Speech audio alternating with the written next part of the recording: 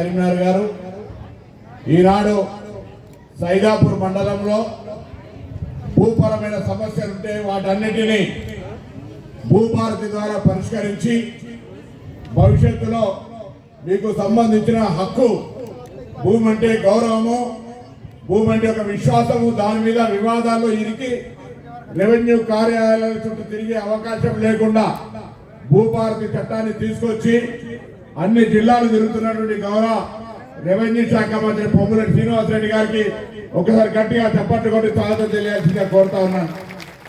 వారితో పాటుగా మన పక్క నియోజకవర్గ శాసనసభ్యులు కవంపల్లి సత్యనారాయణ గారు, మేడిపల్లి సత్యం గారు, అదేవిధంగా పెద్దలు ప్రోటోకాల్ చైర్మన్ అర్కాల వేణుగోపాల్ గారు, లైబ్రరీ చైర్మన్ సత్తు మల్లేశం గారు, మార్కెట్ చైర్మన్ సుధాకర్ గారు, single window chairman Sudhakar Tirupati Reddy గారు, అదేవిధంగా హుస్నాబాద్ మార్కెట్ చైర్మన్ తిరుపతి రెడ్డి గారు, మాజీ జడ్పీ శ్రీనివాస్ గారు, ఇక్కడ సిపి కౌసలం గారు, మరి నిర్మల జయరాజ్ కోయడ మార్కెట్ చైర్మన్ గారు, హుస్నాబాద్ సింగిల్ విండో శివయ్య గారు, అదేవిధంగా సిద్దిపేట లైబ్రరీ చైర్మన్ కేడ లింగమూర్తి గారు, వేదిక మీద ఉన్న ఇతర పెద్దలు, స్థానిక మీ మాజీ సర్పంచ్, ఇతర వార్డు మెంబర్లు, ఈ ప్రాంతానికి సంబంధించిన అక్కా చెల్లెలందరికీ పేరు పేరున నమస్కారం తెలియజేస్తా ఉన్నా.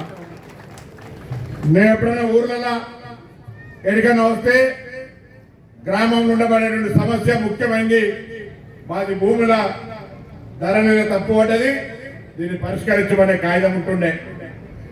దాదాపు గత ప్రభుత్వంలో తెలంగాణ వ్యాప్తంగా 30-40 లక్షల భూ వివాదాలకు సంబంధించినటువంటి భూమి యజమానులు రెవెన్యూ కార్యాలయాల చుట్టూ తిరుగుతుంటే ఆనాడు కాంగ్రెస్ ప్రభుత్వం లేదు, ఆనాడు పిసిసి అధ్యక్షుడు రేవంత్ రెడ్డి గారు, తెలంగాణ మొత్తం కాంగ్రెస్ నాయకులు మీ అందరి ఆశీర్వాదంతో కాంగ్రెస్ ప్రజాపాలన గెలిపేయండి, దానిని బంగాళాఖాతం వేసి మీకు భూమికి రక్షణ ఉండే భూభారతి చట్టాన్ని తీసుకొస్తామని చెప్పినాం.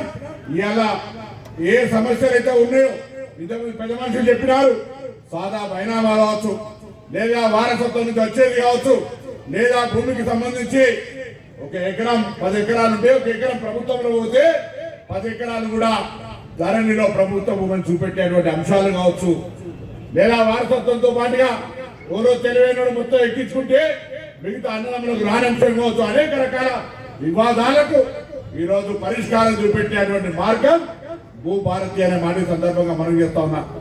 మనందరికీ ఆధార్ కార్డు ఉంది, ఇప్పుడు ఈ భూమికి సంబంధించిన యజమానికి భూధార్ కార్డు వస్తుంది. ఏ జాగా మన ఎక్కడుంది ఆ జాగా నక్షతోటి ఇలా మీ అందరికీ భూమికి సంబంధించిన హక్కును గౌరవాన్ని మీకు కలగజేయడం అనే మాట మనం చేస్తాం.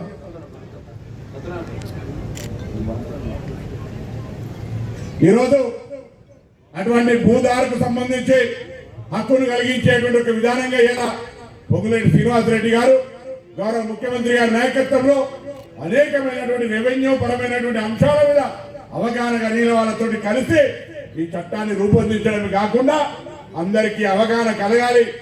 భూమి అంటేనే గౌరవం, ఆ గౌరవం కోర్టుల చుట్టూ, ఆ గౌరవం రెవెన్యూ కార్యాలయాల చుట్టూ తిరగద్దు, వాళ్ళ భూమికి హక్కును గౌరవాన్ని కలిగాలని ఇవాళ ఈ చట్టాన్ని తీసుకొని రావడం జరిగింది. దయచేసి అందరూ అవకాశాన్ని వినియోగించుకోండి. ఎక్కడ కూడా భవిష్యత్తులో మీ స్థానిక శాసనసభ్యుడిగా నేను విజ్ఞప్తి చేస్తా ఉన్నా, ఎక్కడ కూడా ఎటువంటి ఇబ్బంది లేకుండా పారదర్శకంగా ఈరోజు జిల్లా కలెక్టర్ గారు, అడిషనల్ కలెక్టర్ గారు, ఆర్డీఓ గారు, ఎంఆర్ఓ గారు ఊరు తిరుగుకుంటా అన్ని సమస్యల మీద అవగాహన తెచ్చుకొని ఈ మండలం చాలా రైతులంతా కూడా ఒక సోదరపూర్వకంగా సమస్యని పరిష్కరించుకునేటువంటి ఆలోచనతో ఉన్నారనే మాట అధికారులు చెప్తా ఉన్నారు. కాబట్టి దయచేసి సైదాపూర్ మండలం అనేటువంటిది తప్పకుండా ఈ జిల్లాకే కాక రాష్ట్రంలో రెవెన్యూ పరమైనటువంటి విమర్శలన్నీ లేదా విభేదాలన్నీ పరిష్కారమై ఒక మంచి ఆదర్శ మండలంగా ఉండే విధంగా మీరంతా సహకరించి రెవెన్యూ అధికారుల సహకారంతో మనం నెంబర్ 1 ఉండే ప్రయత్నం చేద్దామనే మాట సందర్భంగా మనం చేస్తాం. మా తరఫున తప్పకుండా అటువంటి కార్యక్రమం ముందుంటాం. అదేవిధంగా ఇలా భూభారతి మీద వచ్చినారు. నిన్ననే అందరం కూడా కేబినెట్ అంతా మహబూబ్నగర్ ముఖ్యమంత్రి గారి జిల్లా వారి ఊరికి వెళ్ళినాం. అక్కడ కూడా గిరిజనులకు సంబంధించి సౌర సేవలు అంటే సోలార్ పేరు మీద 12,600 రూపాయలతోటి 600 కోట్లతోటి ఒక గిరిజనులందరికీ కూడా సౌరపరమైనటువంటి ఎలక్ట్రిసిటీ, సోలార్ ఎలక్ట్రిసిటీని ఇప్పించే విధంగా చర్యలు తీసుకుంటా ఉన్నాం. మీ అందరికీ తెలిసి అలా మహిళలకు ఉచిత బస్సుతో పాటుగా సన్న వడ్ల బోనస్తో పాటుగా ఈరోజు సన్న బియ్యాన్ని ఇచ్చే కార్యక్రమం తీసుకోవడంతో పాటుగా ఇండ్ల శాఖ మంత్రి, ఈ గౌరవ మంత్రి గారు ఈ నియోజకవర్గంలో మొత్తం 10 ఏళ్లలో 1247 ఇళ్లు శాంక్షన్ చేస్తే అందులో 443 మాత్రమే గ్రౌండింగ్ అయినాయి. అందులో 243 ములుకనూరులో సీఎం గారు దత్తత తీసుకొని కూలగొట్టిన ఇల్లు ఆనాడు మానవ హక్కుల కమిషన్కి వెళ్తే ఆ 243 తప్ప 10 సంవత్సరాల మొత్తం నియోజకవర్గంలో 200 ఇళ్లు మాత్రమే నిర్మాణం పూర్తి చేసినారు. ఇది ఒక్కసారి గమనించండి. ఇలా ఈ ప్రభుత్వం మీకు ఊరూరా ప్రతి ఊరికి ఇందిరమ్మ ఇల్లు ఉండాలి. గత 10 సంవత్సరాల కింద కాంగ్రెస్ ఉన్నప్పుడు ఏ విధంగా ఇందిరమ్మ ఇల్లు లేని ఊరు లేదో, హనుమంతుని గుడి లేని ఊరు లేదో, ఆ విధంగా మళ్ళీ ఇందిరమ్మ ఇల్లు ఇచ్చే కార్యక్రమాన్ని గౌరవ ముఖ్యమంత్రి గారు, అదేవిధంగా గృహ నిర్మాణ శాఖ మంత్రి నేతృత్వంలో ఊర్లోనే అర్హత కలిగిన వాళ్ళందరికీ పేదలకు ఇచ్చే కార్యక్రమం జరుగుతూ ఉంది.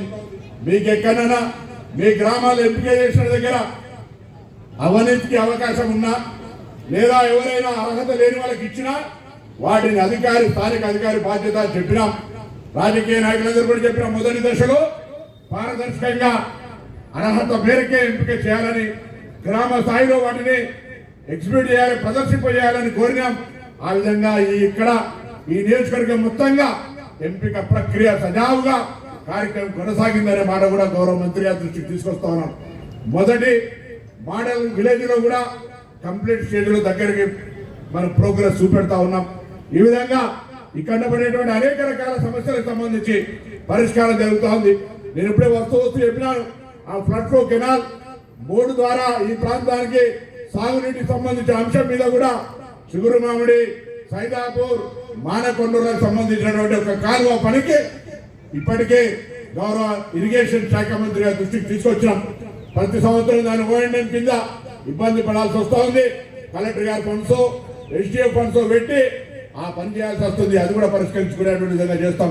మేము మిమ్మల్ని ఒకటే కోరుతాను, ఇక్కడ సాగునీరు సంబంధించి కానీ, త్రాగునీరు సంబంధించి కానీ, గృహ నిర్మాణానికి సంబంధించి కానీ, రెవెన్యూ పరమైన సమస్య కానీ అన్ని ఇక్కడ వీలైనంత వరకు స్థానికంగా పరిష్కరించుకునే ప్రయత్నం చేస్తాం. ఎక్కడైనా మా నియోజకవర్గ సమస్య వస్తే తప్పకుండా మీరు ఒక సోదరుడిగా ఎప్పుడు అండగా ఉన్నారు. అదేవిధంగా ఈ నియోజకవర్గ ప్రజలకు సంబంధించిన సమస్యల్ని గౌరవ ముఖ్యమంత్రిగా ఎప్పటికప్పుడు తెరవగానే పరిష్కరించే విధంగా వారు కూడా సహకరిస్తున్న దృష్ట్యా మరొక్కసారి ఈ గణపుర గ్రామ పెద్దలందరికీ, సైదాపూర్ మండల పెద్దలందరికీ భవిష్యత్తులో రెవెన్యూ పరమైన సమస్యలు లేకుండా ఈ కార్యక్రమాన్ని తీసుకొని ముందుకు పోతామనేటువంటి మాట మనం చేస్తూ మీ అందరికీ సందర్భంగా హృదయపూర్వకంగా అభినందనలు, నమస్కారాలు తెలియజేస్తూ, గౌరవనీయులు మన ముఖ్య అతిథి ఈనాడు రెవెన్యూ సదస్సులకు సంబంధించి రాష్ట్ర వ్యాప్తంగా దాదాపు 30 జిల్లాలు సుడిగాలి పర్యటన చేస్తూ ఎక్కడెక్కడైతే రెవెన్యూ సదస్సులు జరుగుతున్నాయో అక్కడికి నేను పోవాల్సిందే. ధరణి జాగల భూభారతి తెచ్చినాం, ఆ భూభారతి ప్రయోజనాలను రైతులకు చెప్పాల్సిందే అని ఎంత ఇబ్బంది ఉన్నా తిరుగుతున్నటువంటి గౌరవనీయులైన మంత్రి పొంగులేటి శ్రీనివాసరెడ్డి గారిని మాట్లాడాల్సిందే విజ్ఞప్తి చేస్తా ఉన్నాను.